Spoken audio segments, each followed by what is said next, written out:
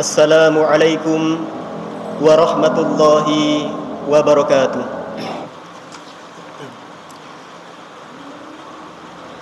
Alhamdulillahilladzi da'a ilal wahdati wal wi'am wa naha 'anil furqati wal khisam wa ja'ala al-'afwa was-safha sifatan min sifati ahli al-iman. Ashhadu an la ilaha illallah wahdahu la syarika lah wa ashhadu anna sayyidana wa nabiyyana Muhammadan abduhu wa rasuluh da'a atba'ahu ilal afwi fin niza'at wa hadzarahum minal khusumat. Allahumma salli wa sallim wa barik ala sayyidina Muhammad wa ala alihi wa ashabihi wa man tabi'ahum bi ihsanin ila yaumiddin, amma ba'du. Ibadallah, usikum wa iyaya nafsi bitaqwallahi wa ta'ati. Ittaqullaha haqqa tuqatihi wa la tamutunna illa wa antum muslimun. Hadirin jamaah sidang Jumat Masjid Mujahidin yang dirahmati oleh Allah. Marilah di hari yang penuh dengan berkah dan keagungan ini kita tingkatkan kualitas keimanan dan ketakwaan kita di hadapan Allah Subhanahu wa taala. Karena hanya dengan berbekal keimanan dan ketakwaan yang berkualitas, kita akan mendapatkan kebahagiaan hidup di dunia dan di akhirat. Itulah mengapa Allah Subhanahu wa taala selalu memerintahkan dan berwasiat kepada kita umat Nabi Muhammad sallallahu alaihi wasallam dan juga kepada umat-umat terdahulu agar selalu berpegang teguh kepada tali iman dan ketakwaan. Sebagaimana firman Allah, walaqad wassaynal ladzina utul kitaba min qablikum wa iyyakum anittaqullah, yang artinya, dan sungguh kami telah memerintahkan kepada orang-orang yang diberi kitab sebelum kalian dan juga kepada kalian agar selalu bertakwa kepada Allah. Ma'asyiral muslimin rahimakumullah. Agama Islam bukan hanya agama yang mengatur hubungan antara manusia dengan Tuhannya, tetapi agama Islam juga mengatur hubungan antara seorang hamba dengan sesama manusia, dengan tetangganya, dengan teman kerjanya, dan juga masyarakat yang ada di desa maupun di sekitarnya. Jika pada bulan Ramadan kemarin kita telah menunaikan ibadah puasa selama sebulan penuh, maka jika Allah menerima amal ibadah puasa kita, Allah akan mengampuni dosa-dosa kita. Adapun dosa dan kesalahan yang kita lakukan kepada sesama manusia, tetangga kita, teman kerja kita, maka Allah tidak bisa langsung memaafkannya sampai kita meminta maaf dan mengembalikan hak-hak yang kita rampas, yang kita ambil darinya. Kenapa demikian? Karena ada sebuah kaidah yang mengatakan huququllahi mabniyatun 'alal musamaha, yang artinya hak-hak Allah itu dibangun atas dasar memudahkan. Artinya apabila kita berbuat khilaf, salah dan dosa, kemudian kita dengan ikhlas bertaubat dan memohon ampun kepada Allah, maka Allah akan mengampuni dosa-dosa kita. Wa huququl ibad mabniyatun 'alal musyaha. Sebaliknya, hak-hak manusia itu dibangun atas dasar memberatkan. Artinya, jika kita berbuat salah kepada saudara kita, maka Allah tidak langsung memaafkan dosa kita sampai kita meminta maaf kepada orang tersebut. Hadirin jamaah sidang Jumat rahimakumullah. Saat kita membaca Al-Quran, akan banyak kita temukan tuntunan ataupun ajaran untuk memberi maaf. Bahkan di antara sifat Allah atau Asmaul Husna adalah Al-Afwu, yang artinya yang maha mengampuni.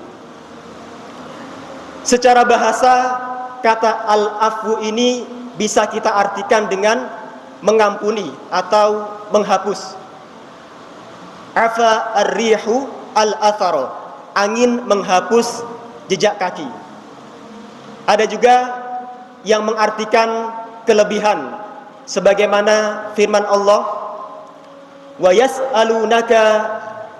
yas'alunaka madza yunfiquna qulil af, dan mereka bertanya kepadamu apa yang seharusnya mereka infakkan, maka jawablah, yaitu kelebihan dari apa yang kalian miliki. Kata al-afwu itu sendiri di dalam Al-Quran terulang sebanyak 34 kali. Menariknya, di antara sekian banyak kata, tidak ada penggunaan untuk meminta maaf. Yang ada justru sebaliknya, yaitu memberi maaf.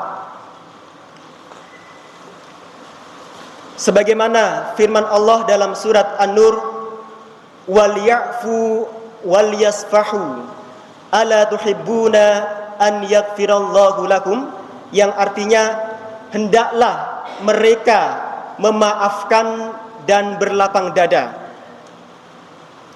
Apakah kamu tidak suka bahwa Allah mengampunimu, dan Allah maha pengampun lagi maha penyayang. Bahkan kita lihat di sini perintahnya bukan hanya memberi maaf, tetapi juga berlapang dada. Ini adalah dua hal yang berbeda. As-safhu tingkatannya lebih tinggi daripada sekedar al-afu. Kalau al-afu hanya memberi maaf, tapi terkadang kita masih menyimpan rasa dendam atau tidak ridho.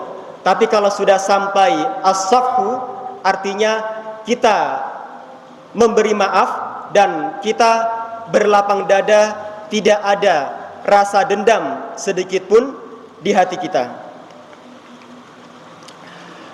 Hadirin jamaah sidang Jumat Masjid Mujahidin yang dirahmati oleh Allah. Momen Idul Fitri merupakan kesempatan emas bagi kita untuk merubah, untuk membentuk diri kita menjadi pribadi-pribadi yang pemaaf. Maka pada kesempatan mulia ini, marilah kita sama-sama belajar tentang keutamaan sifat maaf memaafkan kepada beberapa pribadi mulia yang pernah hidup di zaman Rasulullah maupun setelahnya. Yang pertama, dikisahkan suatu ketika ada seorang sahabat Rasulullah yang bernama Abdullah ibnu Mas'ud. Suatu ketika Ibnu Mas'ud pergi ke pasar ingin membeli makanan. Tidak lupa dia membawa uangnya, kemudian meletakkannya di imamah atau di penutup kepalanya yang dia balut menggunakan sorban. Ketika sudah sampai di pasar, dia membeli makanan, dan saat hendak membayar, betapa kagetnya Ibnu Mas'ud, ternyata uang yang dia letakkan di imamah tadi sudah tidak ada, sudah dicuri orang. Melihat peristiwa ini, beberapa orang yang kebetulan berada di sekitar beliau merasa kasihan, empati. Akhirnya mereka mendoakan si pencuri dengan kalimat-kalimat yang buruk.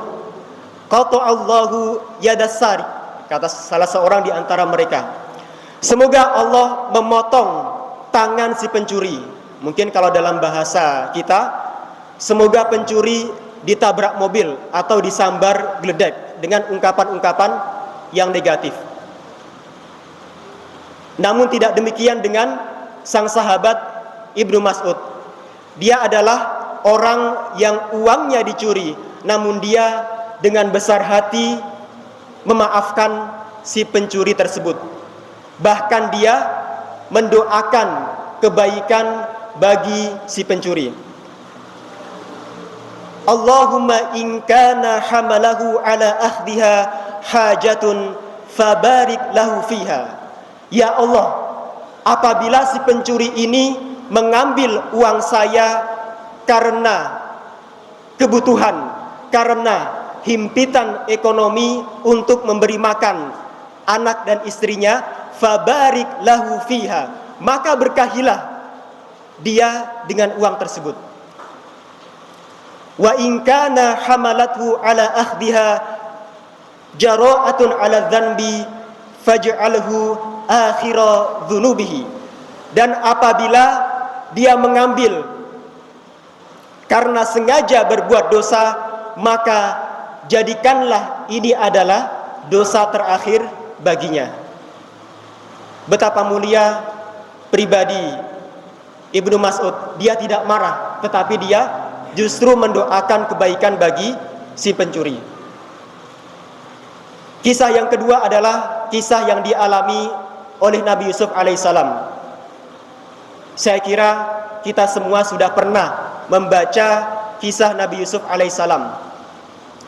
Beliau merupakan orang yang menjadi korban kezaliman para saudaranya.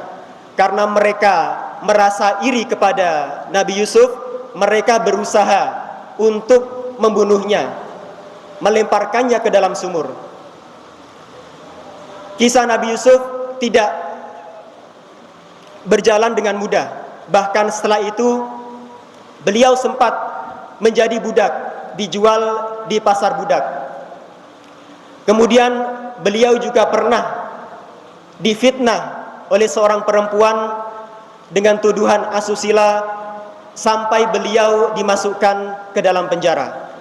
Namun setelah itu beliau dimuliakan oleh Allah sehingga beliau menjadi seorang pejabat yang mulia di Mesir ketika itu.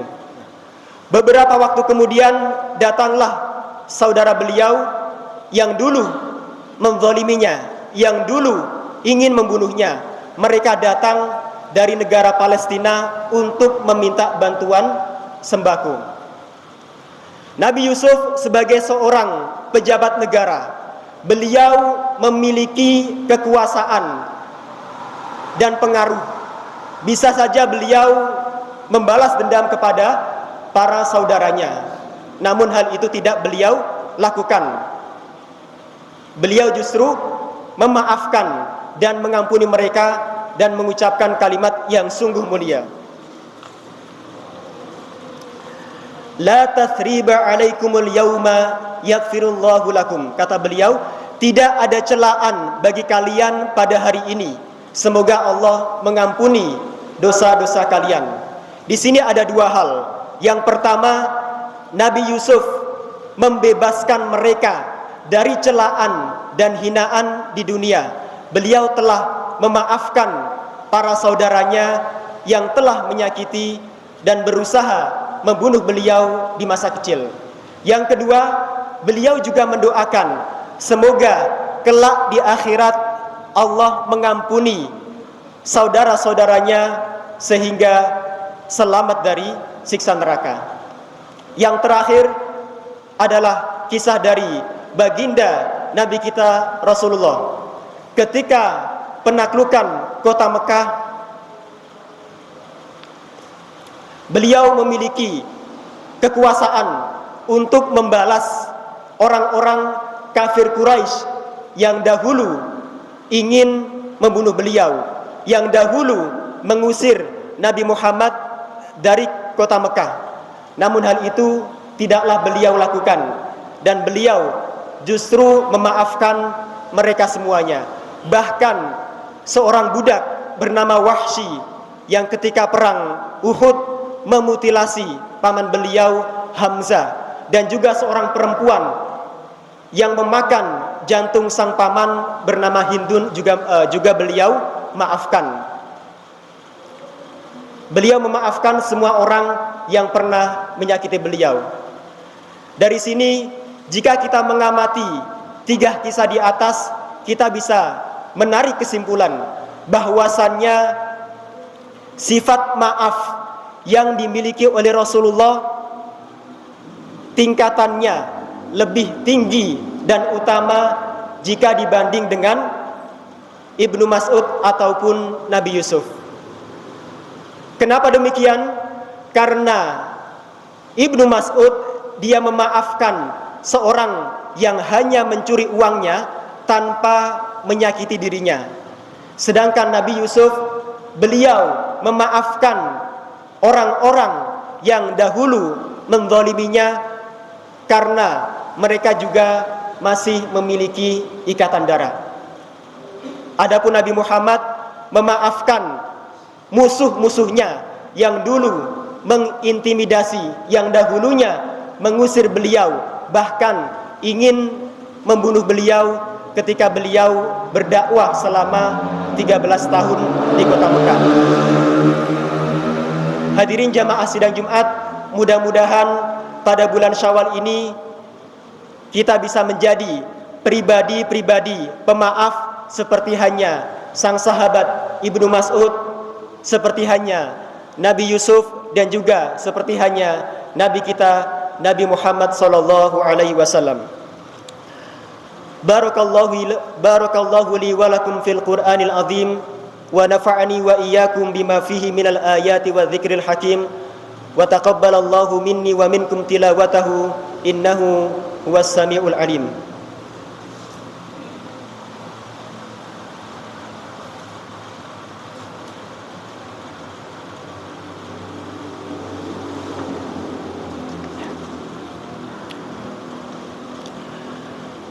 Alhamdulillahi hamdan katsiran kama amar.